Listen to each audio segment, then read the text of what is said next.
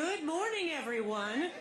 I am so glad to see you all. I am Congresswoman Kathy Manning. I have the privilege of representing the 6th District of North Carolina. Yes, and you're wondering, what am I doing here? I also am the I am a Detroiter. Let me just tell you all. I was born and raised here. My sister is here with us today. We're going to have dinner with my parents. And so it's always good for me to come home. I am the first Jewish representative to Congress from the state of North Carolina. And before coming to Congress, I was the first woman to chair the board of the Jewish Federations of North America. So I also am the vice-ranking member of the Foreign Affairs Committee. I am a member of the Education and Workforce Committee, which has had a little bit of work on anti-Semitism this year. And I am the lead co-chair of the House Bipartisan Task Force to Combat Anti-Semitism. And I came to be here with you because this election is so important. We, as we all know, in the American Jewish community, we are living through a terribly difficult time. We're facing a dramatic rise in anti-Semitism across our country.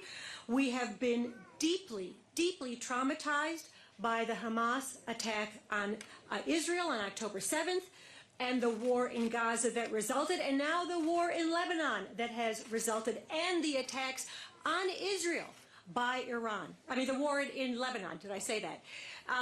Many of us feel these seismic shifts in the attitude toward Jews and toward Israel. And this change has been incredibly difficult for us to understand and to absorb. And I don't think it's an overstatement for me to say that for most American Jews, October 7th and the rise in anti-Semitism has literally upended our world. It's caused us to question our security in our own country, and it's caused us to question the security of Israel and the security of Jews around the world. And that's why I think it is so critical in November we in the Jewish community choose a leader who will stand by our side in the fight against anti-Semitism and who will stand with Israel as it continues to defend itself. And since coming to Congress, I have worked to combat the appalling rise in anti-Semitism, and Kamala Harris has been an incredible leader in this fight. Let me just say it again. Kamala Harris has been a leader in the fight against anti-Semitism. As Vice President, she played a key role in drafting the first ever national strategy to counter anti-Semitism. This strategy is important, it's comprehensive, it's already having an impact. And by the way, the prior administration, even though we saw anti-Semitism on the rise, did they pull together an all-of-government task force to address anti-Semitism? No. Did they create a national strategy to counter anti-Semitism? No. Do we even trust that they will continue moving this strategy forward should the worst happen? No. Thanks to Kamala Harris's leadership, the Department of Education has stepped up their efforts to investigate claims of discrimination against Jewish students. They are resolving more claims. They are holding colleges accountable for their failure to keep Jewish students safe. They also, just before the start of school, issued new guidelines that were sent out to all the college presidents and college administrations, making sure that they understand what their obligation is to keep students safe. Those guidelines are comprehensive. They are already making a difference. And by the way, even though we have pushed for more funding for the Office of Civil Rights, which is the office in the Department of Education that processes those claims, the Republicans have actually cut the budget of the Office of Civil Rights. So when they say they're all willing to fight anti-Semitism, they're all talk, they're no action. When it comes to spending, they're not willing to spend the money, and in fact, they're trying to cut the money. So you all know you're going to hear from the second gentleman how personal this issue is to the Vice President and the second gentleman. He has worked tirelessly to fight anti-Semitism since becoming the second gentleman. And he's done it not just with Kamala's full support, but her encouragement. And I have had the chance to work with Doug on this issue. I can tell you he is incredibly passionate about this fight. He will use his larger platform as first gentleman to continue this fight. Thank you. I have also spent an enormous amount of time as the vice-ranking member of the House Foreign Affairs Committee, and I sit on the Middle East Subcommittee, and also in my former life as chair of Jewish Federations of North America, to support the U.S.-Israel relationship, to ensure that our government is standing with Israel in its time of need, and to making sure that Israel never becomes a partisan issue. And let me tell you, Donald Trump is trying to make Israel a partisan issue, and that is the most destructive thing he can do. Kamala Harris has been a strong supporter of Israel. She understands the critical importance of Israel to the United States and of the United States to Israel. She has always made it clear. All you have to do is listen to what she says. She has made it clear. Israel has a right to defend itself, and she has played a critical role in passing the National Supplemental Package, which provided Israel with $15 billion in supplemental aid. She personally called members of Congress when we knew that package was going to come to the floor for a vote. She called members of Congress and urged them to vote for that supplemental package. By the way, guess who voted against that package? J.D. Vance. So don't listen to them talk about how much they care about Israel when they vote against the funding that Israel needs. Now, Kamala Harris has not only met with hostage families repeatedly, while other groups were ignoring and standing silent about the horrific rape and sexual mutilation that took place on October 7th, she held the first ever White House meeting on conflict-related sexual violence to shine a light on Hamas's horrific use of sexual violence, and she showed Sheryl Sandberg's really amazing film on what happened on October 7th. She did this while all the other groups, frankly, progressive groups we have stood side by side with, were totally silent on that issue. Kamala shone a light on that.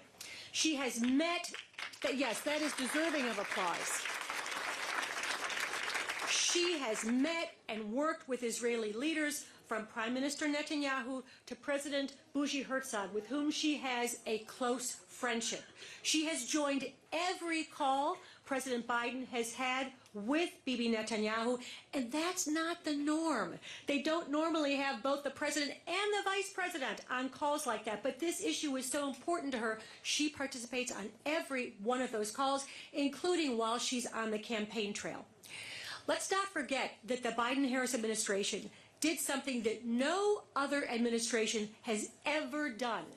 In April, they moved our carrier strike group to the Eastern Mediterranean, and they helped intercept Iranian missiles, drones, and rockets. And they did it again recently when Iran sent 200 ballistic missiles toward Israel's population center. And don't think for a minute that Iran assumed that no one would get hurt. Nobody sends 200 ballistic missiles to another country's population centers with the hope that nobody actually gets hurt. And our forces were there standing side by side with Israel, protecting itself. The other thing this administration has done, they moved a terminal high-altitude area defense, a THAAD battery, to Israel, along with our troops, 100 American troops, to help operate that system to help Israel defend itself against Iran.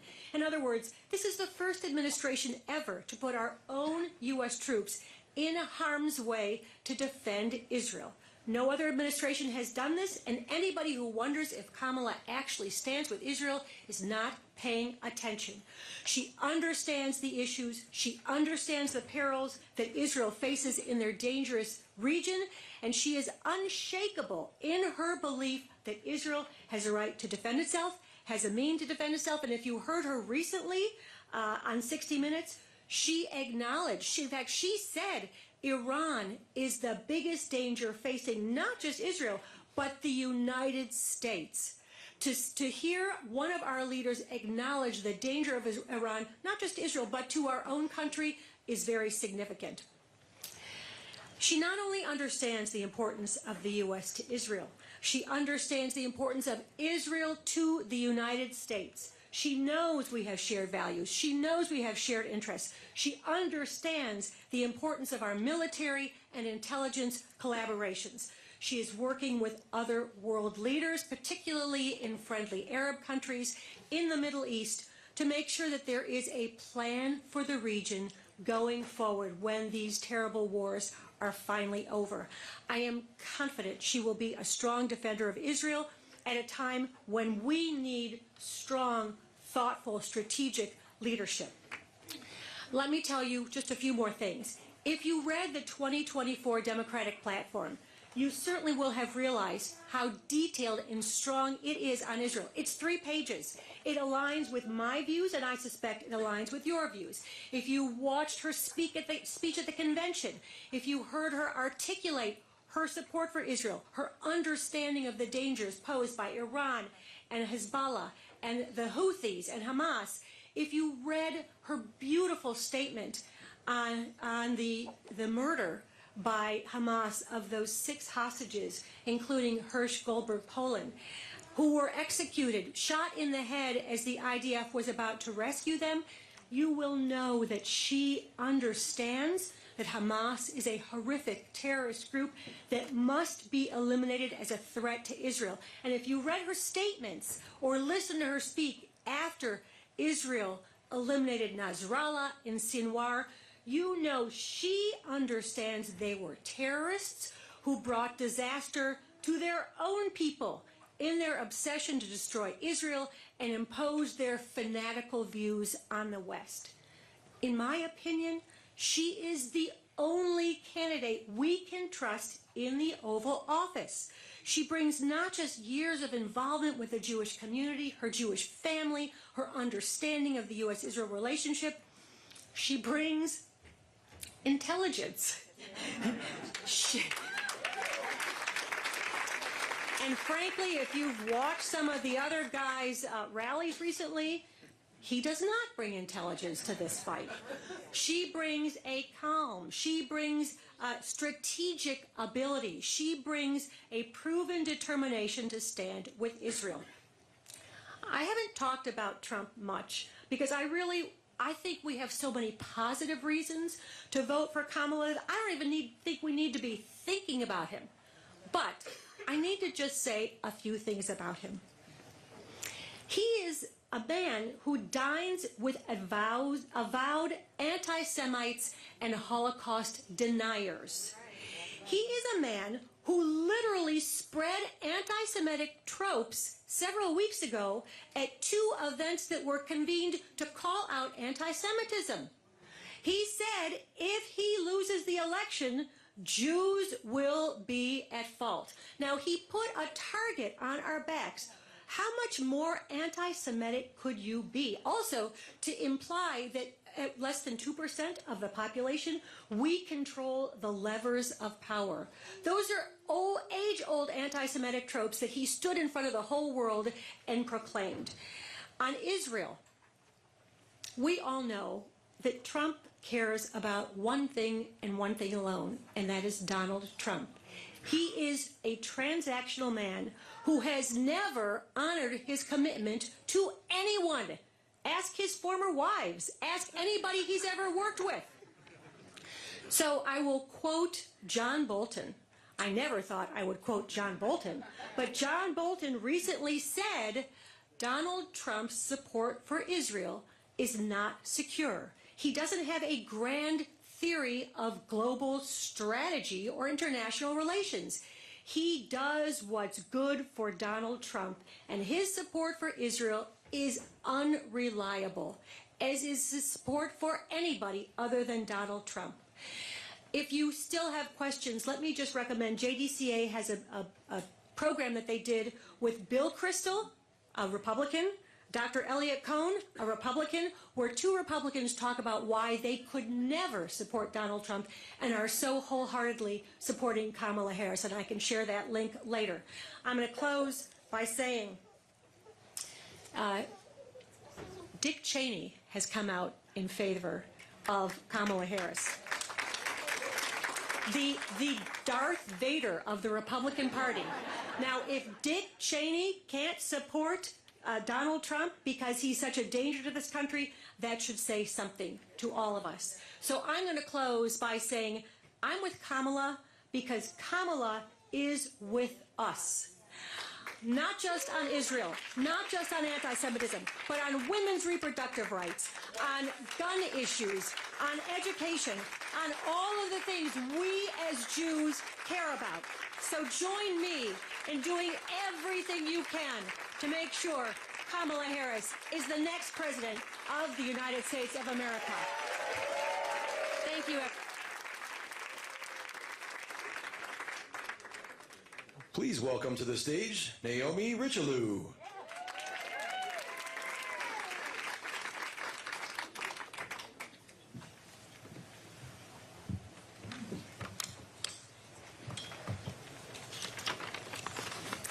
Hi, everyone. My name is Naomi Richelieu. I am a senior at U of M and a part of Young Jews for Harris-Walz. Welcome to what is likely the coolest Devar Torah of my life. I am going to be untraditional and start with a call to action. We need every vote. We need every person to walk doors. Every dollar that can be given. And we need to have hard conversations with people who are still on the fence so that we can elect Kamala Harris to be our next president.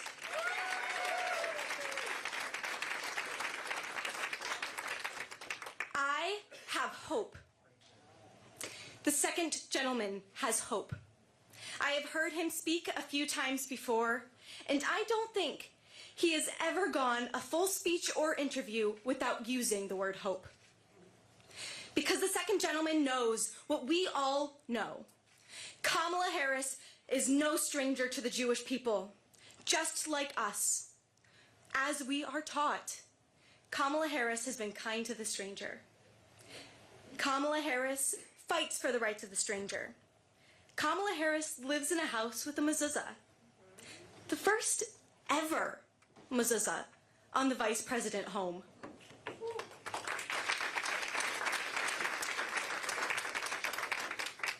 Now, I am excited beyond belief to hear our second gentleman speak today. He's an accomplished lawyer, professor, parent.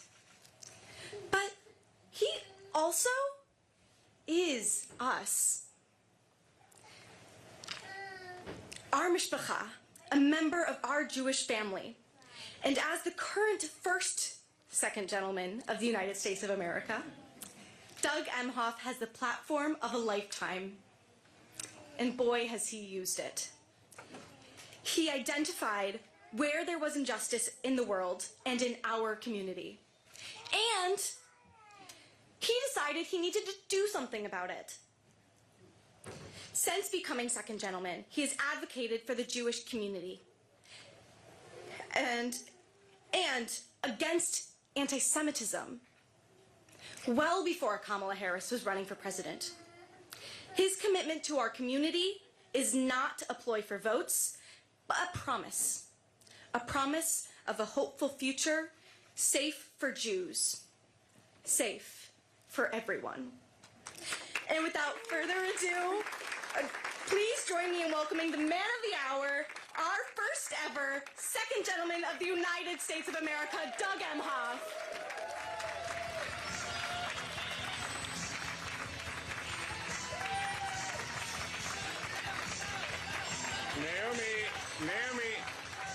Naomi, I was hoping you'd stay up here so I can thank you.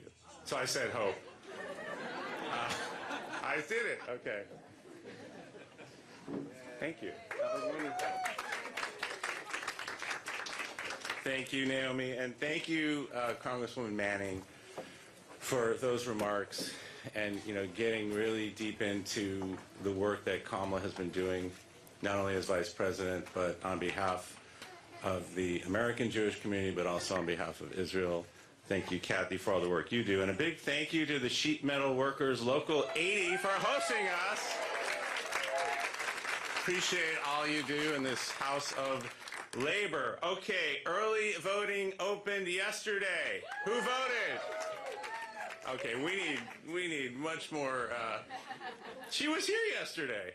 I just realized that.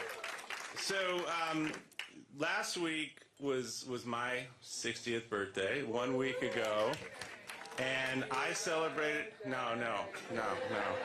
I had too many of those. I'm going to say no to that. But I did it at a Jewish Get Out the Vote event in Philadelphia, just like this one here. So today, it's Kamala's birthday. So I get to celebrate her birthday at another Jewish Get Out the Vote event, but this time in Michigan. And tonight, if everything works out, she's in Atlanta right now. I'm here. I'm supposed to meet her tonight in Philadelphia, I think. And so we can actually see each other for the first time in a week since my birthday. So celebrate just a little bit. But that's how things have been right now. It's only been 13 weeks, this entire campaign, if you can believe that. And there's just a little over 2 weeks left. So we kind of looked at each other 13 weeks ago and said, you know, she stepped up when we needed somebody to step up. Nobody handed her that nomination. And we needed somebody to step up, and that was her. And we committed to each other, and we committed to the American people that we were going to spend each and every single moment for these 15 total weeks, not focused on each other as much, and we do love each other, but to really get out there and focus on winning this election and doing everything we could do, traveling back and forth across the country to make sure that we get the word out that there is absolutely no choice but to elect Kamala Harris and Tim Walz. We cannot afford Donald Trump coming back. And I'm so proud of her because each and every single moment where she's had to step up under incredible stress and pressure and, you know, sometimes unrealistic expectations, you know, she's far exceeded them each and every time. You think back to that first speech she gave in Wilmington. You think back to her DNC speech. I mean, mine was good. Hers was great. And the debate with Donald Trump where she, you know, kicked his ass. And since he won't debate her again, she went on Fox News. They've been lying about her for 4 years. And she finally could show Fox News viewers who she was, going toe-to-toe with a tough guy and a tough questioner in Brett Baier. So this is what we're doing. She's everywhere for these next 16 days. She's doing all the hard media. She's going to continue to do that. I will continue to do that. But tonight, for maybe 30 minutes, we can spend a little happy couple time celebrating her birthday. But last week, when it was my 60th birthday, and again with her 60th, it just to reflect on this little Jewish kid who was born in Brooklyn, New York. Brooklyn, woo! I love that. And then thinking about like your life over the 60 years. So then I thought, okay, born in Brooklyn, Jewish kid, 10-year-old. I was a suburban Jersey kid, you know, in those great days in the mid-70s. And I just remember, I was talking about it backstage, how great it was to be a Jewish kid living in the suburbs in those days. Everyone got along, everyone was together, all the garage doors were open. And I just remember I would either be, you know, going to sports practice or jumping on the bus to Hebrew school, and it was great. And then you fast forward to, you know, now, 60.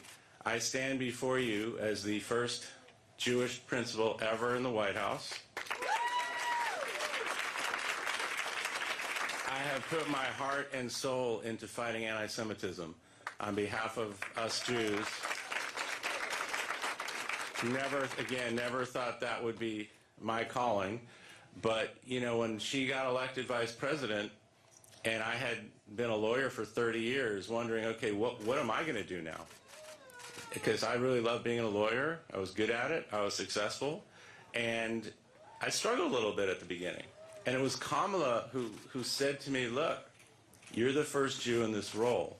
And there's a lot of anti-Semitism. Just remember, Charlottesville had already happened during the Trump administration, the tiki torches, Jews will not replace us. And you remember what Donald Trump said about that on the neo-Nazi side, there were fine people. He said that.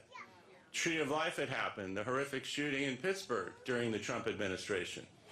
Right, this all was already happening. So when they took over in January of 2021, Kamala said, look, as the first Jewish person, you have an obligation, in fact, you have a responsibility to speak out loudly against anti-Semitism. And that led to, in May of 2023, as Kathy mentioned, the first ever national strategy to counter anti-Semitism, first of its kind, and that was because Kamala Harris pushing me, President Biden pushing me, and we got it done. And this is a huge accomplishment. And since that horrific day on October 7th, when it's still a year plus later, still so raw, so much pain for all of us, it was Kamala who said, I know you probably don't want to get in front of a microphone, but just a few days after that, it was, I think, the 10th or the 11th, and they had me address the country and the world about, you know, what was happening and how I was feeling, and the president spoke with me as well. That was one of the hardest things I ever had to do, and that was Kamala pushing me out there. They need to hear from you right now. You need to get out there and talk about how you're feeling and how Jews are feeling and what we're going to do about this. So that is Kamala Harris. And she's not going to change when she's president. She's going to continue to push me to speak out and use that platform as first gentleman to fight against hate and anti-Semitism of all kinds. But this, it's Sukkot now, so it's a time of celebration after the high holidays, and these high holidays were heavy this year because they were the first high holidays after October 7th. And one of the beautiful parts about this, if you can call it that, was we planted a pomegranate tree at the Vice President's residence because Kathy or Naomi mentioned the mezuzah. There's actually two, mezuzot. They have to leave the house per Jewish tradition when we leave the house. So no matter what happens, we're moving out of that house on January 20th. And so we wanted to make sure, since the mezuzahs wouldn't stay, that we left something behind to honor my Jewish faith, her support of my Jewish faith, the fact that we had celebrated Seder's there, Rosh Hashanah, we celebrate Hanukkah there for the first time ever, that we left something behind to recognize the pain of October 7th, but also our resilience as Jews. And it's the first fruit tree ever planted there as well. And I'll also say this speaks to Kamala and her character, love of me, and realizing how important this was for me. Usually I introduce her. I speak first, she speaks second. This time she introduced me and kind of gave me the honor of speaking about that day. That's her. It's also her, to see her behind the scenes. You see how wonderful she is in public. I get to see her behind the scenes. And one of the moments I'll never forget was shortly after October 7th, the first time that I met with hostage families, and we did the meeting together. We went in and did the usual prep session, but it wasn't good enough for her. She just stopped everything and said, this is different. I need you to go back and get every single piece of information you can about the people I'm meeting with, and even more importantly, about their family member who's being held. I just don't want talking points. I want to know who these folks are, so when I go in there, I can understand what's going on and to be able to be there for them on a personal level. This is who she is. She did not have to do that, and we spent well over an hour in that meeting. I will never forget that. She has then went on to meet with families repeatedly, and as Kathy said, making sure what happened is never forgotten, especially the sexual violence, the rape, murder, and torture of women. that did happen. And I went to the Hill with Kathy and other members of Congress to talk about this issue as well. And that's, again, who she is, how much she cares. She has prioritized Israel her whole career, but especially since October 7th. The president, of course, is the busiest person in the world. Kamala is right up there with being vice president still, and this campaign. So the White House tries to maximize their schedule so their time and attention can be spread around. But whenever President Biden has a call with Prime Minister Netanyahu or an important meeting on the issue with the national security team, no matter what she's doing, Kamala drops everything and is there just about every single time, even right now during this campaign, even the day before her acceptance speech at the DNC, or just last week, right in the midst of this campaign. You can count on Kamala to keep showing up for these hostage families, for our entire community. She's going to be there. I promise you that. She's deeply invested in the security of Israel and in the protection of Jewish people. And this didn't just come when she met me. This goes way before me. She talks about in her childhood, she used to collect for charity in those little blue J&F boxes to plant trees in Israel. She was doing that as a kid. So she had been to Israel several times. I had wanted to go my whole life. I had never actually been able to go until when she was a United States Senator. On her first trip, she made sure to take me because that trip was to Israel. And it was still one of the most meaningful trips of my life. And she was the one who put the kippah on me when we visited the Old City for the first time as she took me around. So, and we've got great pictures of that. She knows she knew who I was when I met her. I didn't have to explain to her who I was as a Jew, what our culture was, what our customs were. She got it, and she still gets it. She knows how much I love being Jewish. She knows how much joy I have from being Jewish and how I love to express that love and that joy publicly and to live the way that we like to live. And she shares that love with me. The culture, camaraderie, little fun Yiddish words here and there. She's got some good ones. There's just something so special about our community, and she loves to be a part of it with me. As I mentioned, we've celebrated so many publicly and open Jewish events at our residence, and it was important for her to make sure. And the mezuzah that we picked on the front door was especially meaningful to both of us because it came from a synagogue in Atlanta where Martin Luther King had preached. Again, this connection. So we wanted to make sure that it meant something for us. I will also say that this was an important moment for our family. My whole family got to be there, including my parents who came from California. They're in their 80s. My father's actually 87.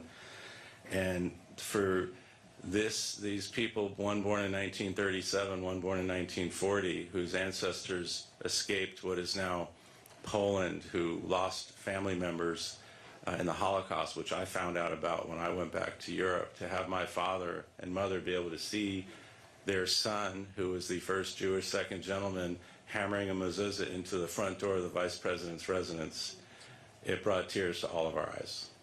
What a country.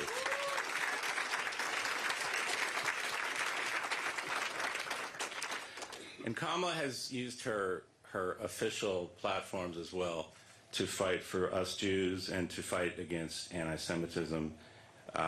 When she was a district attorney in San Francisco, she charged Elie Wiesel's attacker with a hate crime.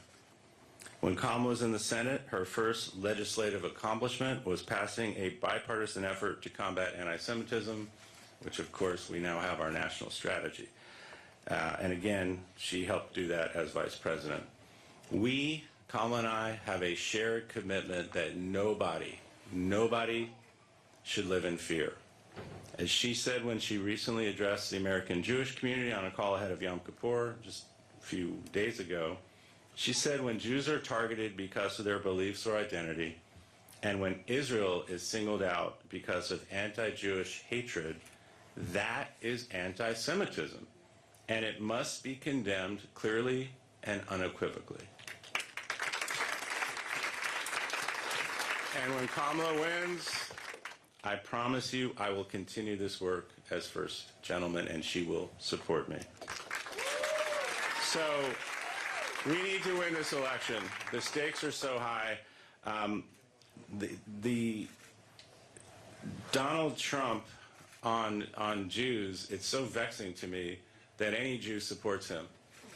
It really is shocking that a Jew would look at this man who has said so many anti-Semitic things, dined with anti-Semites, and literally went to an event purporting to fight anti-Semitism in D.C. a few weeks ago, and said that if he loses, he's going to blame the Jews.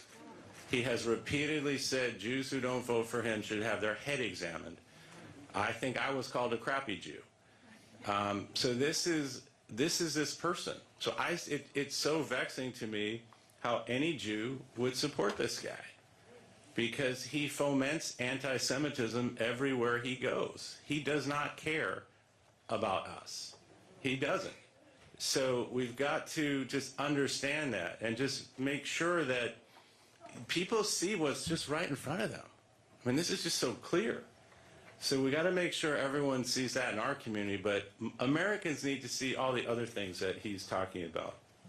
So over these next 16 days, our job is to make sure that people can see the binary choice between Donald Trump and Kamala Harris, right? So on the Donald Trump side, this putting aside the anti-Semitism and not really supporting Jews.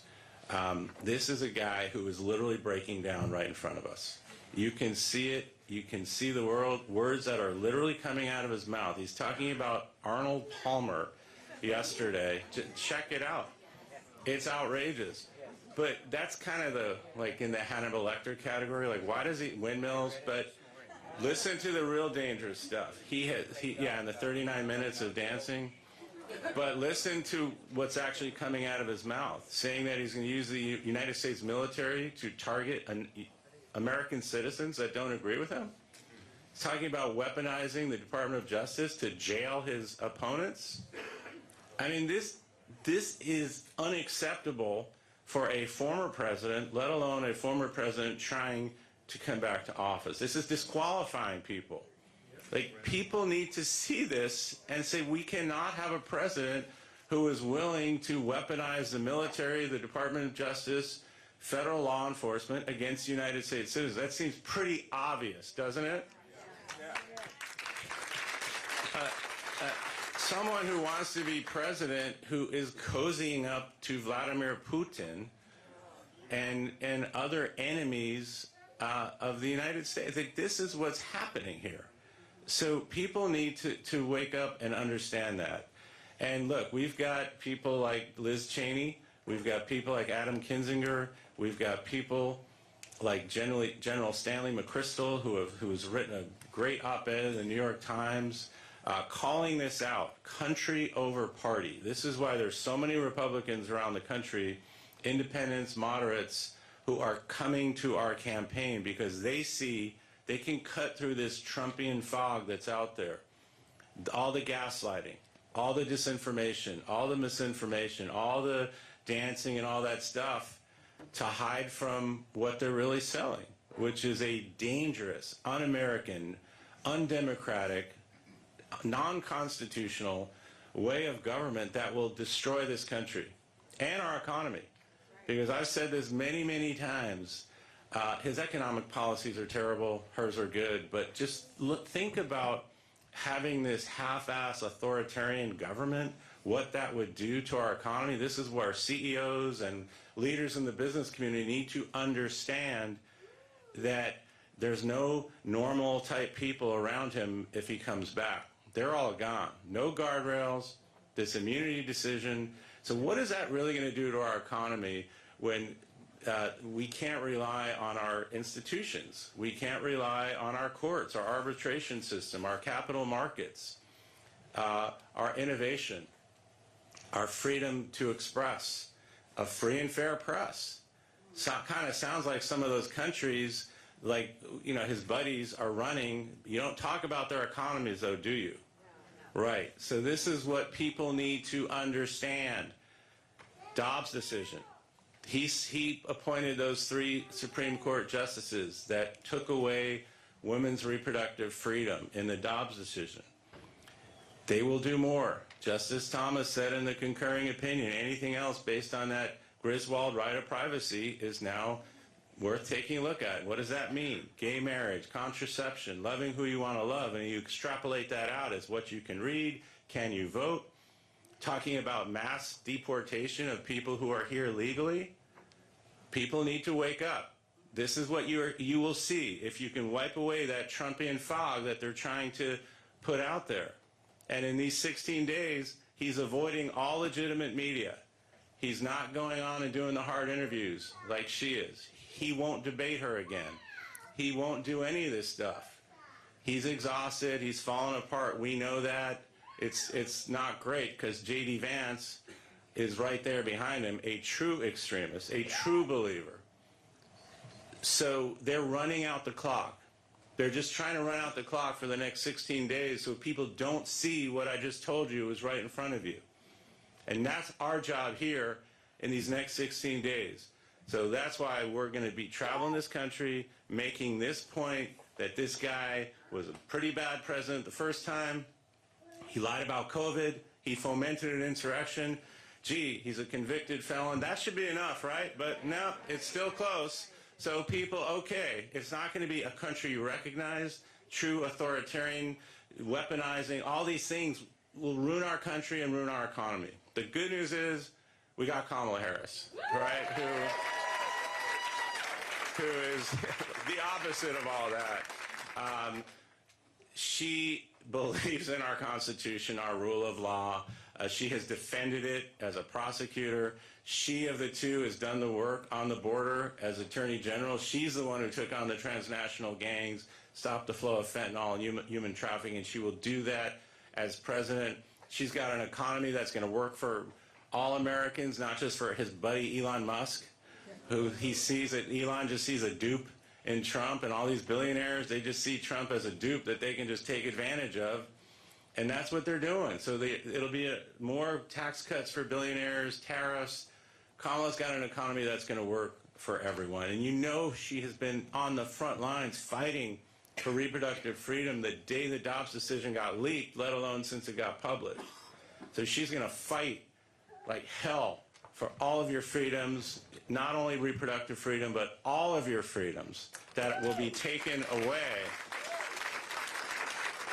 And just like the basics, when she sees a problem, like the problem of lead pipes that you know so well here in Michigan, we now, with her backing, have a plan, and this will continue in her administration, to remove every single lead pipe in the country. These are practical solutions to problems. Reducing maternal mortality, which is on the rise because of the Dobbs decision. She's a responsible gun owner. She is. She believes in your right to bear arms, but also weapons are the #1 cause of death of young people is gun violence. It's unacceptable. So we need to have reasonable regulations. She wants to continue to build out our infrastructure. Trump said he was going to do it. He never came close. Bring manufacturing back here to Michigan and all over the country. He tried to do it. These factories he said would open, they were scams. They never opened.